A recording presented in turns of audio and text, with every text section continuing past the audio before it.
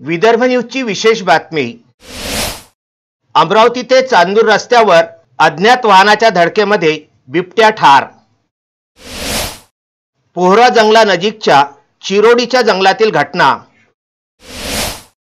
बिबट्याचा मृतदेह त्याच्या आईने बाजूला केल्याची जनचर्चा।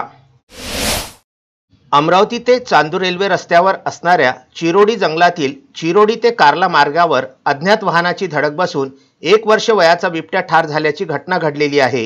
ही घटना शुक्रवारी 6 डिसेंबरच्या रात्री घडल्याचं सांगितलं जात आहे। शनिवारी सकाळी 7 डिसेंबर रोजी या घटनेच्या संदर्भात माहिती मिळताच वन विभागाचे पथक घटनास्थळी दाखल झाले होते।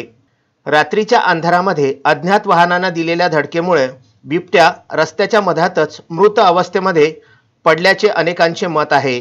पहाटे या बिबट्याच्या आईनं आपल्या बाळाचं मृत शरीर रस्त्याच्या कडेला आणून ठेवल्याचं सुद्धा परिसरातील ग्रामस्थांनी पाहिलं असल्याचा दावा त्यांनी केलेला आहे। शनिवारी पहाटे चिरोडी आणि कार्ला येथील ग्रामस्थांची घटनास्थळी गर्दी झाली होती। घटनास्थळावरून मृत बिबट्याची आई त्यामुळे जंगलातून पसार झाली। वन विभागाचं पथक दाखल झालं होतं। त्यांनी पंचनामा केल्यानंतर मृत बिबट्याला अंतिम संस्कारासाठी अमरावती इथल्या वडाळी येथील बांबू उद्यान परिसरामध्ये नेण्यात आल्याचं सांगितलं। अमरावती शहरालगत असणाऱ्या पोहरा मालखेड चिरोडी या समृद्ध जंगल परिसरामध्ये अनेक वर्षांपासून बिबट्यांचा वावर आहे।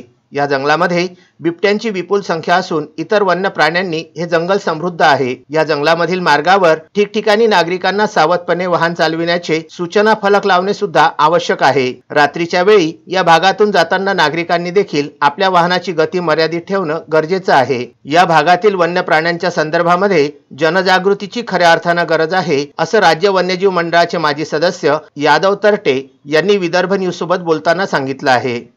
Piyush Thombare, Vidarbha news, Chandur railway.